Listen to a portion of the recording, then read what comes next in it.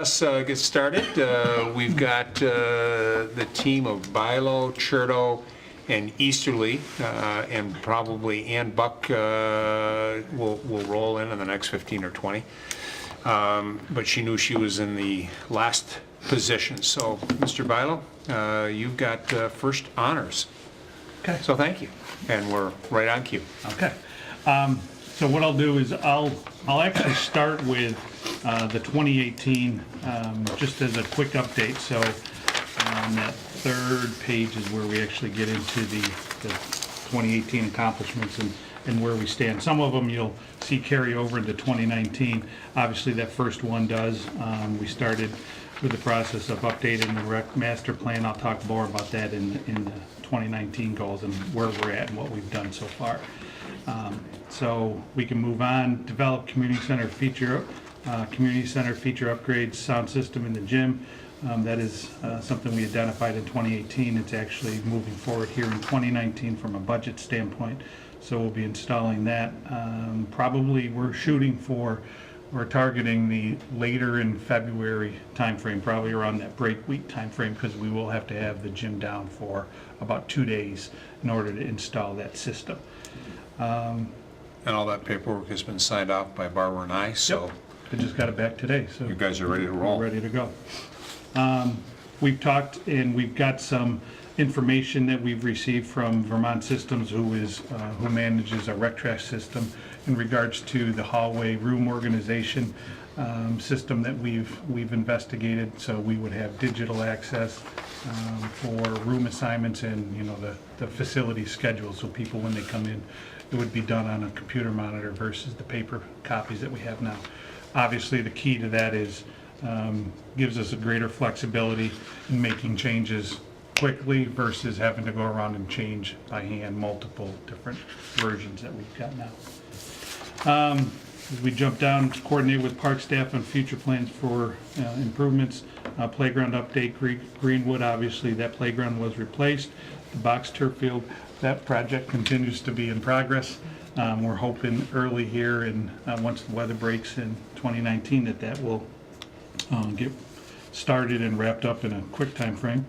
And then we're talking about, continue to have discussion about the new grass or turf or field area at Rothfuss, looking to add at least two rectangular fields to the park that's already sort of designated for some athletic field area. And then the last one that was on there, the special interest committees, the Deer Special Interest Committee especially, they meet on a monthly basis. I think I have it actually in one of my notes. They've got around 30 active, or 9 board members that actually meet on a monthly basis to plan their programs. And they've got right now around 32 active volunteers that are actually participating in that group. So that continues to stay, what I'll say, very active. Questions on 2018 and before I jump to 2019? All right. So as we look forward into 2019, one of the first things that jumped out to us as we've started to make some changes internally in regards to some of the processes is that we really need to get a good grasp on what our policies, procedures, and where those are located. There's a number of things that we're starting to do a little bit differently internally that we think would be important to be able to have in a policy manual or procedure manual, something where we can at least identify for people to go to so they can see what our refund policy, what our transfer policy is, what our lodge reservation or lodge cancellation policy is. Have it in one location so people can see that. Then we've sort of expanded on that. Things like right now is we have outside user groups come into the facility. What expectations are on those user groups in regards to room setup, how the room is to be left after they're done. None of those, what I'll say, documented. So we're going to start to put together, we've got a small committee that's going to actually look at identifying all the different procedure or policies that we have, put them together, and then make changes that are more current in regards to how we enforce those policies. The big one that we're in the focus of, or in the process of updating, is what we call our household credit balance. That's something that actually Barbara and I have talked about for the last about year, is how we manage that household balance, household credit balance. Basically, it's something that we want to eventually sort of work our way away from, just because from an annual year, from budget cycle to budget cycle, it's got some limitations, and we're finding, especially as we went through our new transition with this new system, that there's a number of household balance or credits that are in there that our system doesn't even recognize any longer. So that really is what spurred this policy piece in trying to, what I'll say, get us a little bit more modern in regards to how we enforce the policies within the department.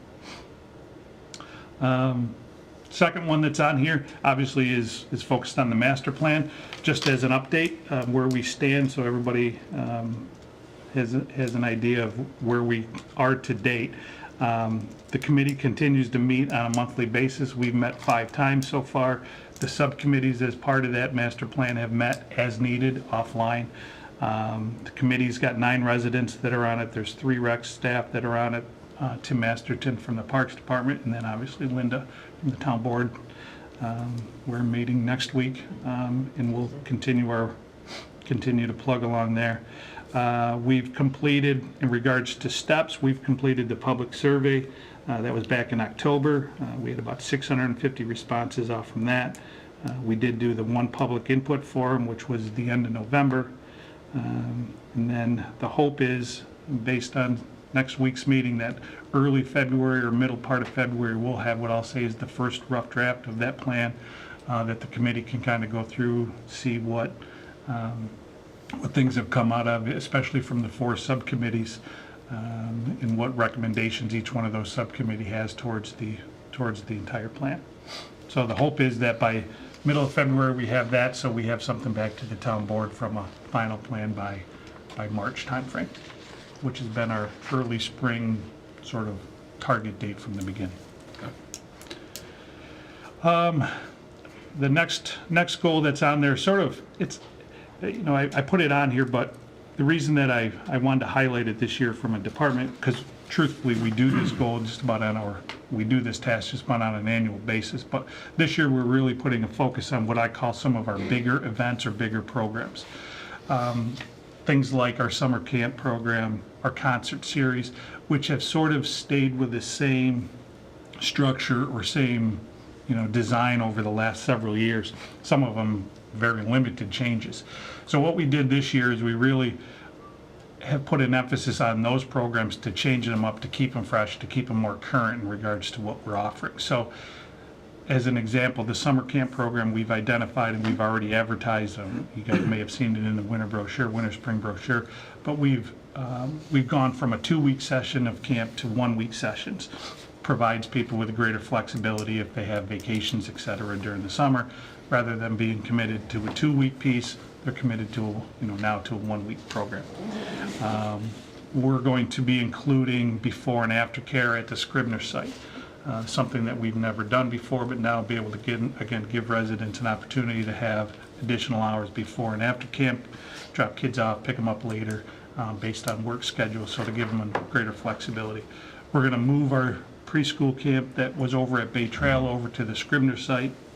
So we'll use basically 2 facilities to run our summer program, PCC and then the Scribner facility.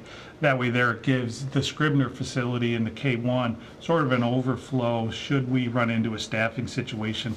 They're in the same building, they're literally going to be in rooms next to each other, so it'll give us a little bit more flexibility and easier for our residents to be able to go to one location versus is it at Scribner or is it at Bay Trail. Now it's only going to be in the one spot. So that's what we're sort of focused on from a camp standpoint. The summer concert series is our other big challenge this year. The thought going into this season in our planning mode was, instead of trying to more or less cram our summer concert series into a 4-week block, extend that out, start earlier and go longer. So what we're going to do is reduce the number of days that we are going per week. Instead of going 3 days, we may go 1 or 2 days, but we're going to start earlier and we're going to go longer into August. So it'll actually give the amphitheater more events and give it, you know, additional exposure. The nice thing about it is we're staying within what we have in regards to our budget line for it, even though we're adding more acts. We won't have as many, what I'll say, larger acts, but we'll put those sporadically throughout the summer to be able to draw people in. So it's sort of a give and take in regards to the type of concert series we'll have. We'll continue to do the Kids Fest. Just instead of it being on a Thursday night for 4 weeks, it's going to be sprinkled in throughout the season. So I think it'll be well received, because people will know that on Tuesday nights, as an example, that's where you go, is Penfield Amphitheater from basically before 4th of July now all the way through to the middle part of August. So that should be Chris, yeah. I know years ago, we had, at least at Rothfuss for one summer, we had sort of movies. And I can't remember if before that we tried it at the amphitheater. Yep. But do we have that ability or infrastructure to take a look at that? Or maybe, I don't know if you and your team have thought about that.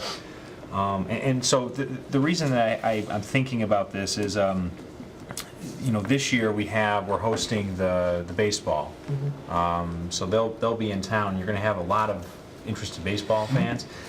And so, to connect the whole dot here, 2 years ago, the Little had sort of a baseball series in the summer where they had like 14 or 15 baseball movies. Yep. And I was just thinking that maybe there's a way to capture the enthusiasm of all of the people from out of town, maybe hosting like Field of Dreams one night or Sandlot another night, and selling hot dogs and peanuts and crackers. I mean, just something like that that's a little bit different, but if it provided that the infrastructure's in place, or the revenue may be able to generate from an out-of-town guest. So It's actually a very good point. And to answer your question quickly, yeah, we have offered them at the amphitheater before. We got out of that sort of program piece because what we found from an attendance standpoint is we were really struggling to be able to bring people in for the movie nights. It's also a rather expensive venture for a one night. So that's sort of the reason when we tried it at the amphitheater first, then we went over to Rothfuss thinking maybe we'll have more visibility over there. It just didn't work out for us. Actually, I think it was 2 years ago, Little League did exactly what you said. They used the amphitheater. They had a Penfield Little League movie night. They showed the Sandlot, and here I am thinking it's a good idea. there you go. It is a good idea. They had a handful of people that came in and they experienced the same thing we did. Now, this year, but to move that forward, this year, especially because of what I'll say is the interest in regards to the state tournament coming in, etc., it probably wouldn't surprise me if Little League wouldn't be more interested in doing something with that in regards to promoting, etc. So we typically meet with Little League early February to try to plan out what the season's going to look like in regards to getting things ready, etc. I'll make a note and see if that's something that they're interested. I can tell you Greg is always open to looking at new things and providing a spark. And I know with the state tournament coming in, I know he's looking to try to make a bigger splash. So that might be something we're doing. When is that state tournament? Have those dates been set yet? They haven't been set yet. They typically are towards the end of July, early August. Yeah. So the only thing that comes to my mind is that if we were to look to do that, you do the movies a little bit later. 2 years ago when the Little League was there, a couple of times I was actually elevated off the ground by a couple of inches because of the mosquitoes. And so we might have to look at, doing something there to at least to help that effort. It was always a challenge when we did it, and I stay in touch with a bunch of the directors in the area that continue to do it. For whatever reason, movie nights are a difficult thing in this area to pull off. And the other issue that we used to run into, and I know Jesse over in Pittsford has commented about this, is they're typically geared for younger age, and around here, because of the time frame in which that movie kicks off, kind of to your point, Tony, it doesn't generally start to where you can show it until 9, quarter after 9. A lot of those kids might be able to get through the introduction of the movie and then they're out. That's part of the reason why we use the shell. In our day, Yeah, we try to use the shell to create a little bit of a darker area, but it's still difficult. We don't have the infrastructure to actually provide it. The biggest cost piece to that is obviously you have to get a license in order to do it. That's generally where your biggest cost is. But we've used Zuber and we've used, Blue Apple will come in and, they've got the equipment to be able to provide it, so. All right, There's well, just- options that are out there, but I'll bring it up to. Like I Lily. said, because of the state tournament, I'm sure that they're starting to think about how, not only how they're gonna move the troops around the area Yep. and everything, but entertainment for people when they're in town for 4 days and so. And I know they have had those discussions, because when they were originally going through this process, that was one of the things they started to talk about is, we're gonna look to have different events to sort of, keep people in the area and, Well, there's a keep lot, people yeah, interested. and just another thought there, and not go off on a tangent here, but Genesee Country Village Museum, I mean, if you're gonna have the state tournament, they do the baseball tournament there every year, Yep. and the I mean, Yep, the maybe old-fashioned have them baseball, come out, yeah. just another thought. Okay. The next one that's on here from a rebrand standpoint is the idea was from a wellness tagline and the use of wellness is it's sort of becoming just part of what we say versus what we actually do. So the idea going into 2019 was sort of is to rebrand what we do, staying within that wellness theme, but making it more of a focus versus just a term. And I think that's common with a lot of these kind of, these sort of the direction that we were headed is, it becomes commonplace and you just sort of overlook the word wellness. So the thought is to not only put a larger emphasis on what we do, but also promote it as wellness. One of the things that we're doing is we've already started to talk with a graphic design person. He's going to try to develop a logo for the department. If you're familiar with the red, white, and blue one that we have now, it's very simple, but something a little bit more modern that will sort of, again, rebrand us from a wellness standpoint and keep the recreation component in it, but also give us a new identity from that standpoint. So kind of looking forward to it again, because I think from a community standpoint, it's something that people identify with us about the type of program, but I think we should do a little bit more in regards to emphasizing what that actually means. And then the last one that's on here, and I'll continue to leave it on here, is the continuation for the 501c3.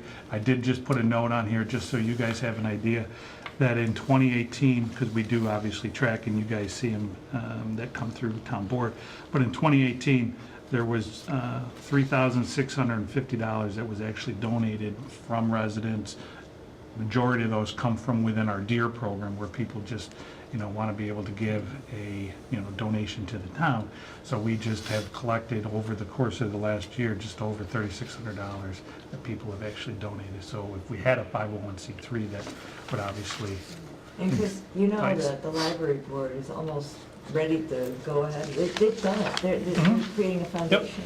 And they only just started doing it. It took them like 6 months. Yeah, I mean, we've been talking about this for 10 years. Maybe we should talk to their attorney. And so, well, yeah, I think you note, we're going to look at a new attorney.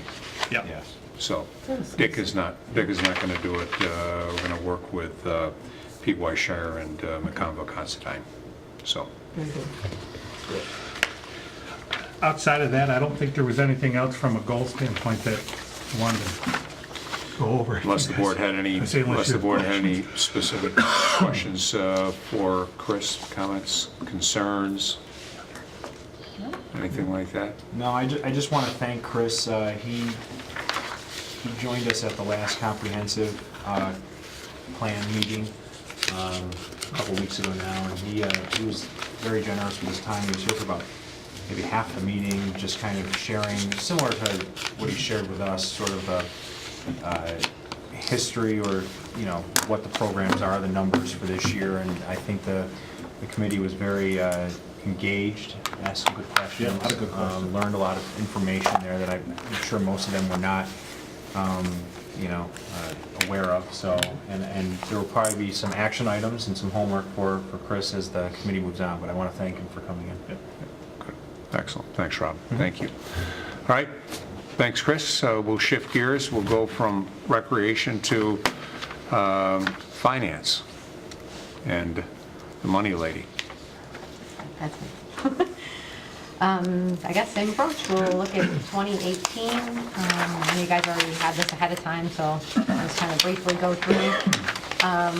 Finishing up our reconciliation of 2018, the auditors will be coming in the first full week of February, so we're starting a little bit early this year due to the bond that we have coming up in April. So we are on tonight's town board. There's some adjustments and amendments to finish up 18.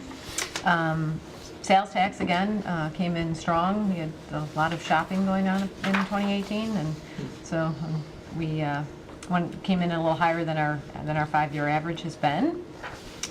We're continuing with Logix and with Tracy, working to get Paychex and Logix on the same page, have all the accounts. We've tried to consolidate to, we're trying to really move away from manual entry on Tracy's side and on the finance side, so we're still working to have the two programs talk to each other and be able to upload a file, and that will really save a lot of time and eliminate any errors, which obviously with all manual entry, everyone's prone to that. So that's an ongoing project. But Logix, as you know, we've had that system now for coming up on 5 years. We're still tweaking it and still going along to have it meet our needs. So that is continuing.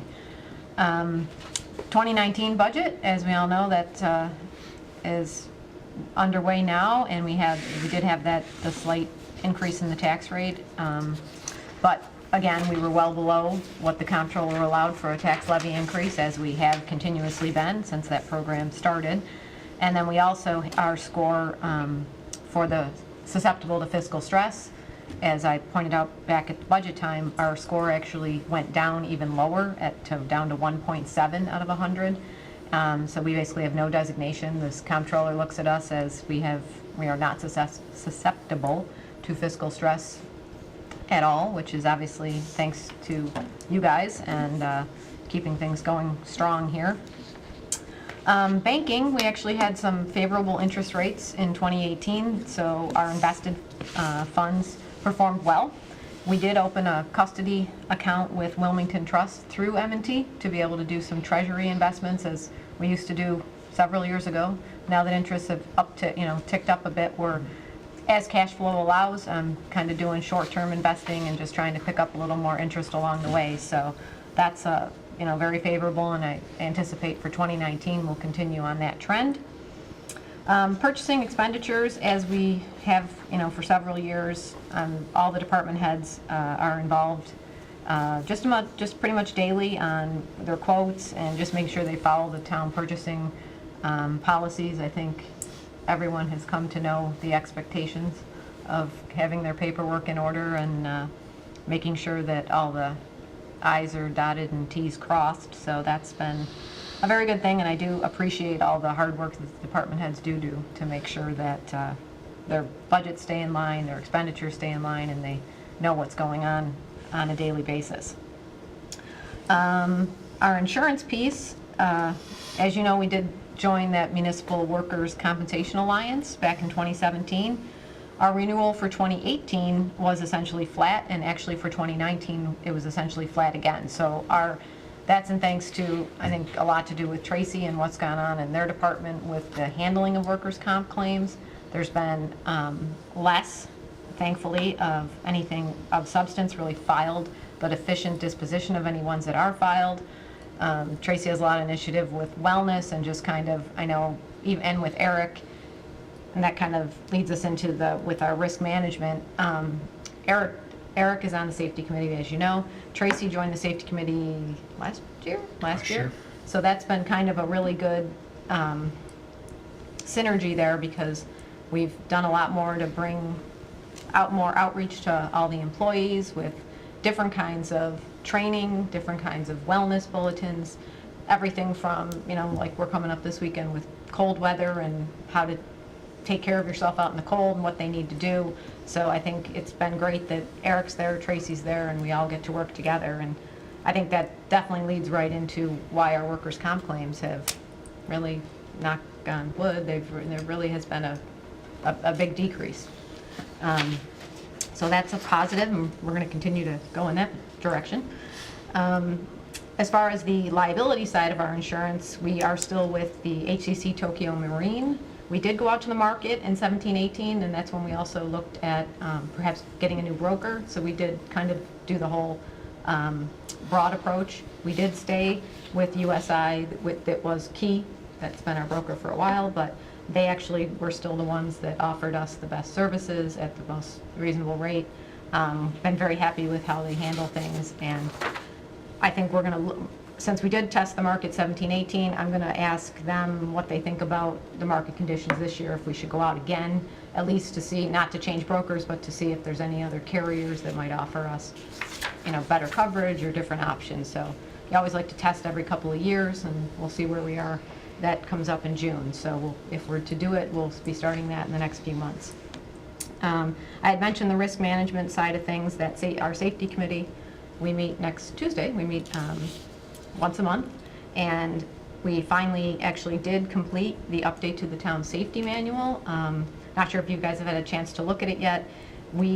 Thankfully, the committee was very active in putting that together and really paring down into a more of an easily digestible document, and all the kudos to Phyllis, because she really took a lot of things that were in kind of different languages from DPW, from Tracy, from anything from PESH, and really made it so it all kind of speaks in one voice. And I think it's a very, very easily read document, and I think it's been very well received.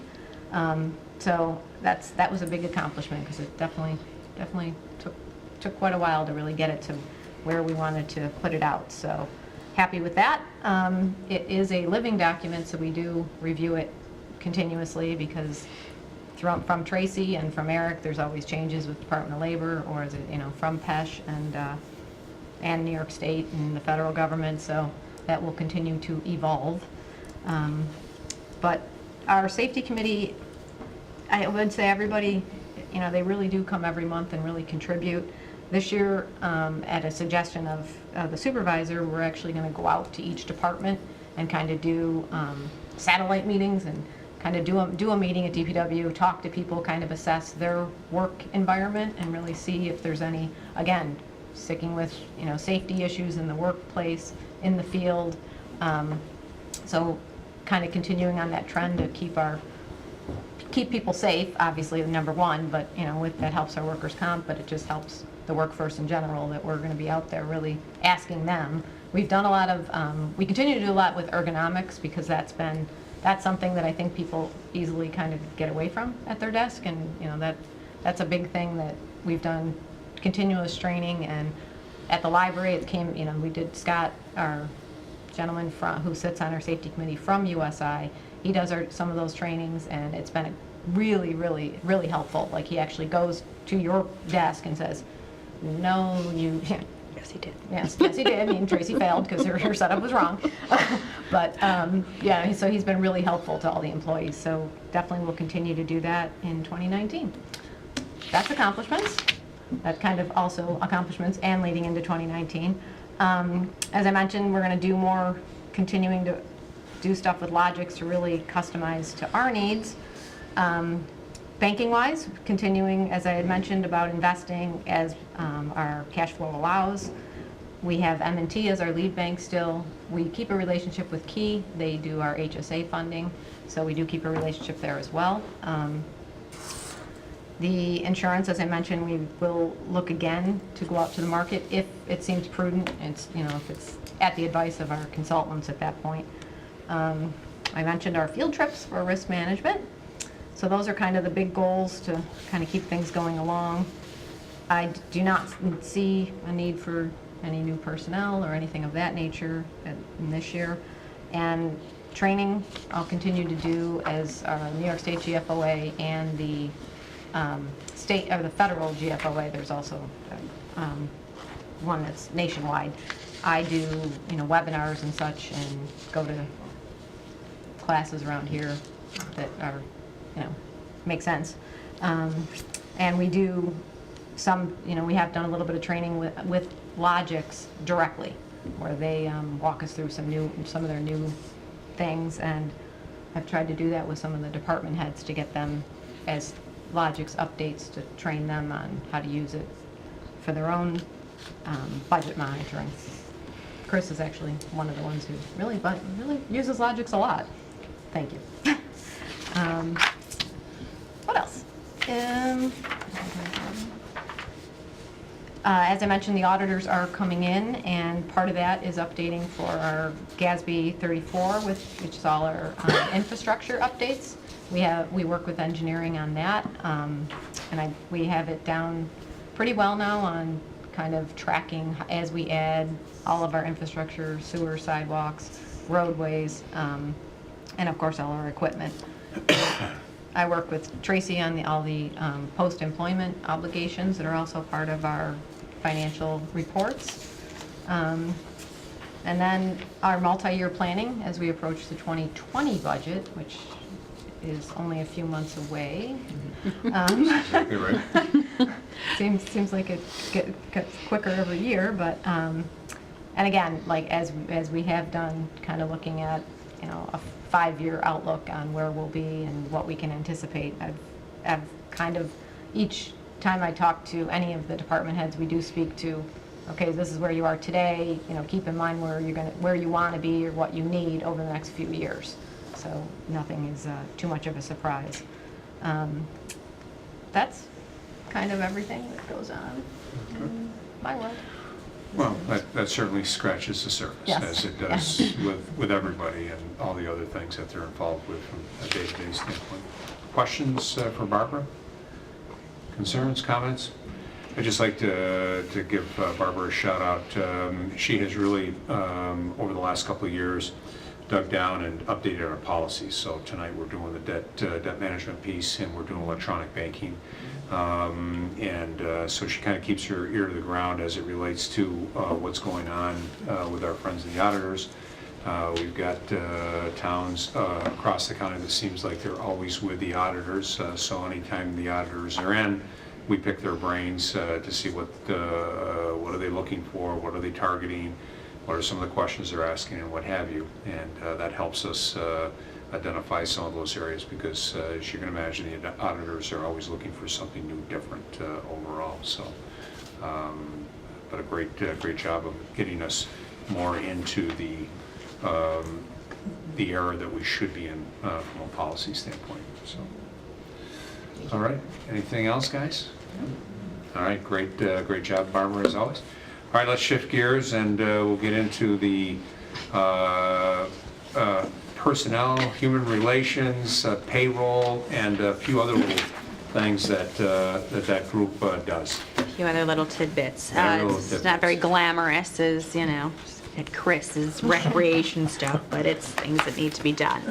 As far as looking to 2019, the priorities and goals are in front of you, and so the first one being employee engagement and communication. The emphasis, as you can see from some of the bullet points, the emphasis this year for us and for me and the rest of the HR staff is to try to be a little bit more interactive with employees and building relationships. Hopefully those relationships would be built through communication, outreach, and actually a little bit more face-to-face time. We do an awful lot of communicating, phone and email, and that is all well and good. In particular, this was kind of near and dear, especially this year, as we do have 2 newer HR staff members. And it's very easy to kind of get into a role of everyone's name and no one's face. So we thought it important to kind of increase that even peer-to-peer, interactions, knowing that with a lot of, of our members of our employee base, there's a comfort level with talking to a peer. And there's an awful lot of times that even when we do kind of, if we do get an opportunity to visit a department and actually spend time in their departments, you always get that moment when they see you and, oh yeah, I wanted to ask that. So we're going to try to, promote that a little bit more One of the things that I'm kind of excited to is to do with onboarding and to have a to build that peer-to-peer relationship is whichever staff member does the orientation. We've developed a kind of a system where moving forward, whether it's, after that first payroll that they're paid, reach back out to them. Were you able to log on? Were you doing this? And then, maybe after they've been there a month, is everything okay? Any questions or, things like that. We throw an awful lot at them at orientation, and then we kind of say, okay, on your way. But to spend a little bit more time, again, building those relationships.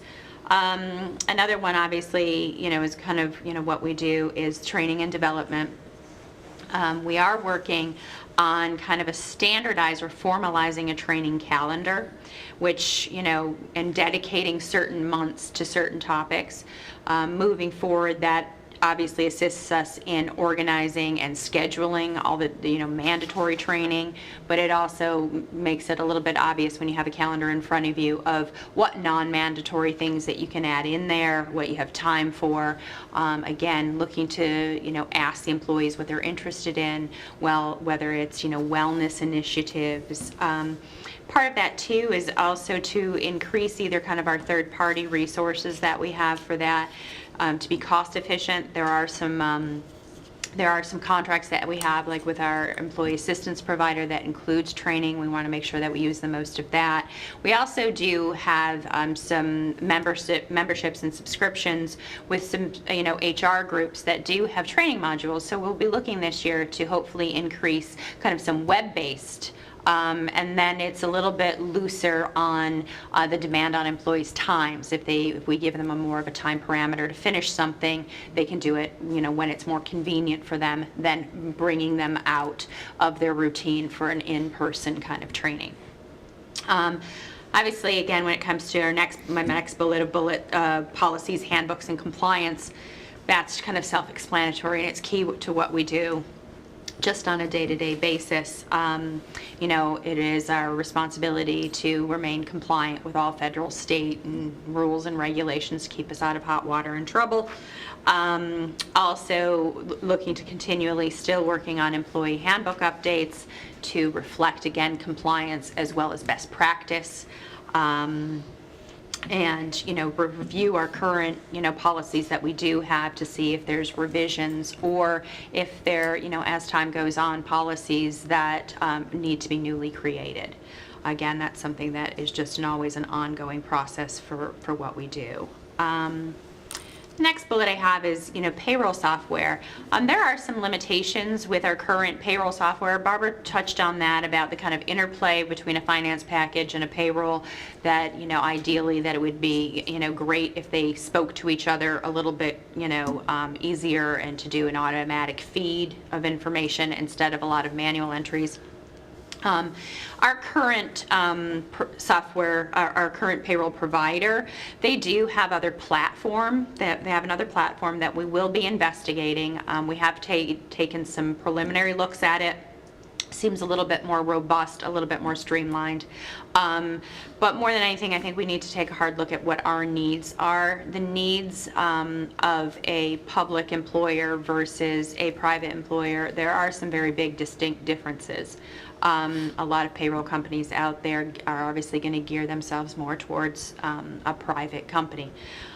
So if need be, we would look at, the potential of conducting or, sending out some RFPs to look at some of the others that we know. I know some other of our public counterparts have had some success with some other companies. So taking a look at that to see if we can, again, streamline processing, less manual adjustments, like Barbara said, and some better reporting. And the last bullet as far... Tracy, yeah. just a quick question.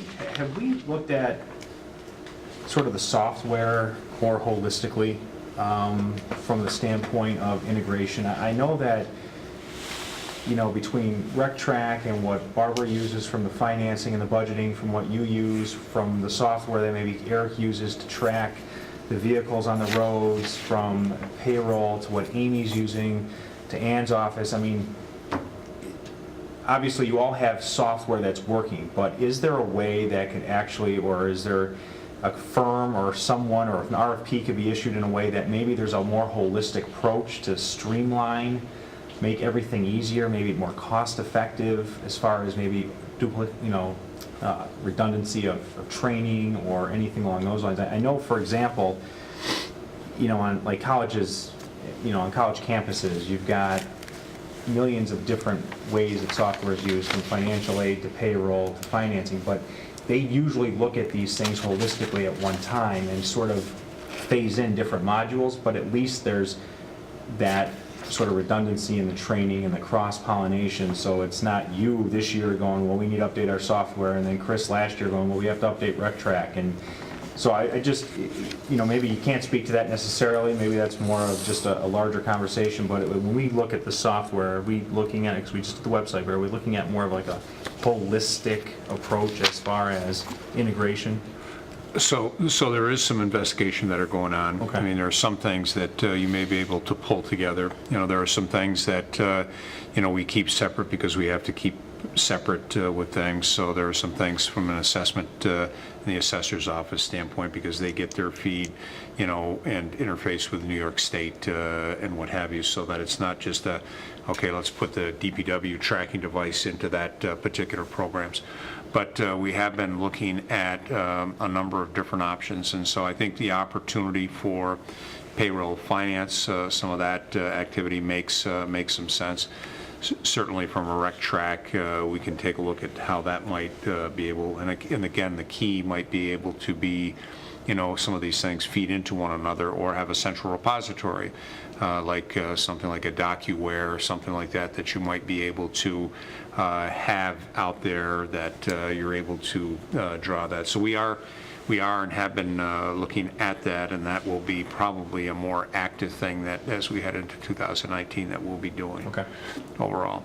2019 and beyond, because, in some cases, it's, just not as easy as the... It's a lengthy process. Right, to just switch off, from a RecTrack standpoint, because of somewhat what they're doing in uniqueness, versus Logix, versus payroll component, and so on and so forth. But definitely something, we do have a lot of things out there that we're trying to, maybe capture or pull together a little bit more than what they are. Okay. A lot of moving parts. So, okay. And then the final bullet for the priorities and goals, again, that it's just what we do, the succession planning and recruitment. Obviously, there are some positions that are inherently more difficult to recruit for, whether that's because of a certain skills and experience set, education, or certain certifications. Others tend to be easier because of, their civil service exams. They're competitive. It's, those are kind of easier. It is, always good to be a little bit more proactive. Not that we're trying to push anybody out the door, but we have to do our due diligence of who's coming of age, who has a number of years as far as being retirement eligible. Will that be, again, will that have a skill set that is more difficult to find a replacement? So those are always kind of concerns and things that we're looking at as well. So that's it pretty much for their, where we hope to focus our efforts. As far as identifying any resources that we need, HR is fully staffed right now. Again, I said we had two new staff members that have been here less than a year. I don't see any expense in capital funding. I mean, to kind of touch on the little, even if we do, our payroll system right now, or the vendor that we use, is more service fee based. It's not like we had a lot of capital to bring in software or special hardware or anything like that. And if it comes to pass that we do look to going to perhaps another vendor, it would be the same. So we would look at not those costs increasing, obviously, but it would be looking at the same kind of arrangement for a service fee, so for those services. And any, kind of specialized support or training, we don't anticipate at this point needing. As far as ongoing and specialized training, we touched on that as far as townwide, but again, then concentrating on purely just the HR staff's training needs. Again, we do have the two newer individuals. Thankfully, they were both here going through the year-end processing, which rolling, payrolls over from year to year is probably our busiest 2 weeks out of the year, so they were able to see that, so a lot thrown at them kind of at once. But again, just as far as, training in our payroll software, retirement reporting, all the things that we do on a regular basis, there's still some work to be done there. And again, trying to make the most of, there are some obviously professional organizations and memberships that we belong, whether it's, Greater Rochester Area Payroll Association. Staff has started to attend those monthly meetings, and through networking and things like that, and hearing, our kind of counterparts, issues that they face. They're getting a lot out of that and bringing quite a bit back for us to consider. And identifying any major projects that involve the other town departments. Again, we're trying to consolidate and kind of concentrate the HR department to be key in training. So there's a lot of outreach for that, mandatory again. The state's come up with some new sexual harassment training that must be conducted shortly. We've designated month of March to complete that. Again, with some non-mandatory things that are just useful and helpful. And again, working with the departments for, again, succession planning and recruitment like we always do. Well, that's pretty much where HR is. Okay. Questions for Tracy? All right. Thanks, Tracy. And as Tracy indicated, she's been working on a number of our policies as well on that personnel side. That's been kind of a focus, I think, for 2018 and as we head into 2019 to make sure that we have our I's dotted and T's crossed. In light of some new legislation coming down the road, in light of, some issues that we know that might be coming from auditors and what have you, and again, we heard from Chris, just tightening up his policies for things, a lot of things that are out there and somewhat known, but to get them documented and everyone made aware really is key. So thank you to the three of you for that effort. Okay, great. We'll shift gears. Welcome, Ann Buck. Thank you for bringing the cold weather. Hey, no problem. So I'm going to replace the summary sheet, main points. All right. Okay. It doesn't change. I just found a spelling error. Okay. I just wanted to fix it. It reads better. I respect that.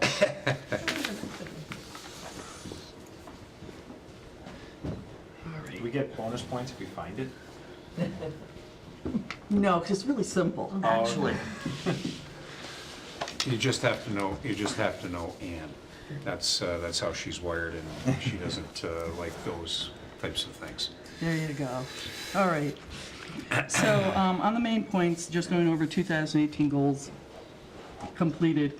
We filed the 2018 assessment roll. We added approximately $49 million to the town's assessed value. Currently, the town is at a 95% level for market value, and we are probably going down. The market continues to go up. I was hoping to have the state numbers by tonight, but they will not be available for about another week. I surmise, looking at what we've been seeing, probably about 90% our new number will come in at.